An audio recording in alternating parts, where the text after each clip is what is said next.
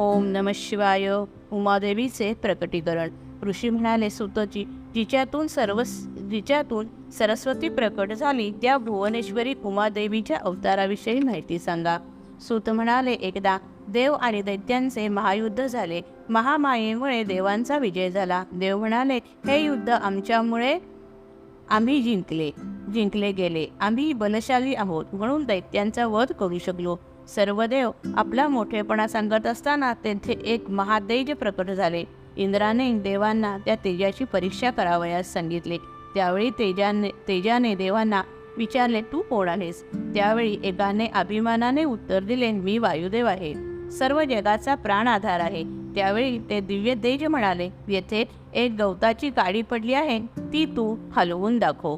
वायुदेवाने खूप प्रयत्न केला तरी पण ती काडी जागची हलली नाही. त्यानंतर इंद्राने अनेक देवांना पाठवले पण कोणीही त्या महातेजाला जाणू शकले नाही. नंतर स्वतः इंद्र गेला. त्यावेळी ते दिव्य तेज तात्काळ अदृश्य झाले. इंद्राने त्या दिव्य तेजाला प्रार्थना केली. त्यावेळी चैत्र शुद्ध नवमीला माध्यान्हास काळी देवी प्रकट झाली.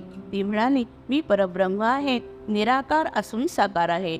विश्वातील सर्व घडामोडी माझ्या इच्छेने होतात. मी निजलीलेने सर्व कार्य करते. माझे स्वरूप जाणण्यासाठी अहंकार त्यागा आणि माझी आराधना करा. शताक्षी अवताराची कथा.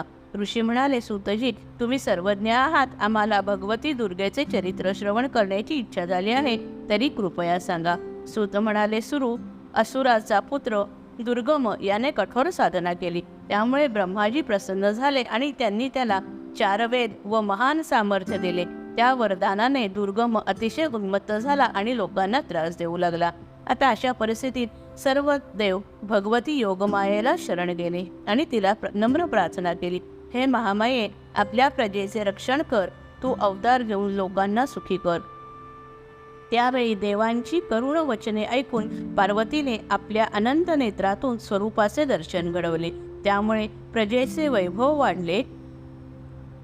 समाजातील सर्व व्यवहार सुरळीत सुरू झाले. देवांनी पुन्हा हात जोडून प्रार्थना केली, हे माते, दुर्गासुराने हरण केलेले वेद आम्हाला परत मिळवून दे. दुर्गमासुराने पृथ्वीवर सर्वांना त्रास देण्यास सुरुवात केली आहे. त्यावेळी देवांच्या लक्षात आले, शिवादेवीने दिव्य चक्र धारण करून दैत्याशी भीषण युद्ध सुरू केले.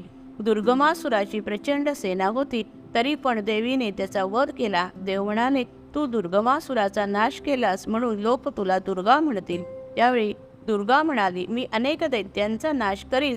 लोक मला भ्रामरी, हिमादेवी असे संबोधतील. मी सर्वांचे कल्याण करीन. उमा महेश प्रसन्नतेसाठी क्रियायोग. ऋषी म्हणाले, सुतजी, सनत कुमारांनी महर्षी व्यासांना जगदंबा उमेचा म्हणजे पार्वतीचा जो श्रेष्ठ क्रियायोग सांगितला तो श्रवण करण्याची आमची इच्छा आहे. सनत कुमार म्हणाले, व्यासजी, श्रीदेवीच्या उपासनेचे 3 मार्ग आहेत, ज्ञानयोग, क्रियायोग आणि भक्तियोग. कर्माने भक्ती उत्पन्न होते, भक्तीचे ज्ञान होते आणि ज्ञानाने मुक्ती प्राप्त होते. योग मोक्षाचे प्रधान कारण आहे. योग प्राप्त होण्याचे साधन म्हणजे क्रियायोग. प्रकृती ही माया आहे. सनातन ब्रह्म हे मायेचे स्वामी आहे. त्या दोघांचे स्वरूप अभिन्न आहे. संपूर्ण विश्व हे माया आणि ब्रह्म यांच्या संयोगाने निर्माण होते हे जाणणे आवश्यक आहे. मातेसाठी जो मंदिर बांधतो, मागील व पुढील पिढीचा उद्धार करतो. सर्व देवतेमध्ये अंबा ही श्रेष्ठ आहे. जो तीर्थक्षेत्राच्या ठिकाणी अथवा अन्य ठिकाणी मंदिर बांधतो तो मुक्त होतो. जो त्रिदेवमयी जगन्माता देवीची स्थापना करतो त्याला श्रीमातेच्या कृपेने दुर्लभ वस्तू प्राप्त होतात.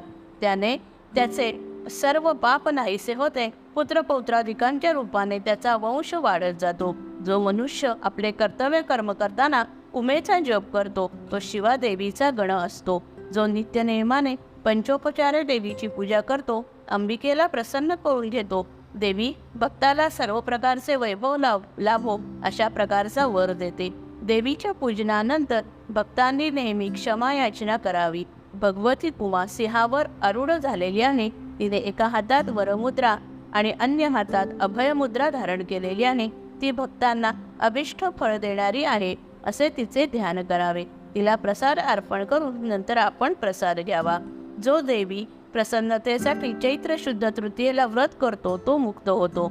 जो वैशाखातील अक्षय तृतीयेला जगदंबेचे व्रत करतो पांढरी फुले अर्पण करतो, शिवासह उमेची पूजा करतो, त्याला धर्म अर्थ काम मोक्ष फळ प्राप्त होते. जो ज्येष्ठ शुक्ल तृतीयेला महेश्वरीचे व्रत करतो त्याला सर्व गोष्टी साध्य होतात. श्रावण भाद्रपदातील शुक्ल तृतीयेला अंबिका व्रत करतो, तिचे मनोभावे पूजन करतो, तो उमालोकी जातो.